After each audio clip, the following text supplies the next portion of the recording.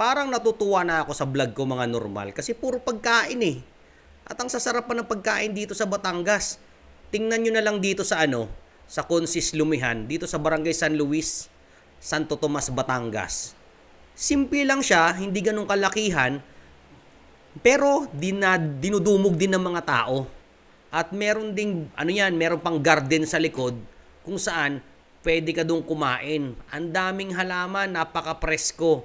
Sariwa ang hangin kasi parang sa medyo mataas yung area nila dito. Ayan 'di ba? Kung makikita nyo, ang daming garden. Ang daming garden. Isa lang yung garden, daming halaman. Ano ba yun? Ayan may lomi sila, may sisig. May chicharon pa yung pares nila. Ewan kung pares yun. At ang paborito kong sisig. Di ba? Napakasarap. Ano pang hinihintay nyo? Tikman nyo na to mga normal. Talagang mapapa-double rice ka pag natikman nyo to. At mismong si Konsehal ang nagluluto ng mga menu. Konsehal, kaway naman dyan.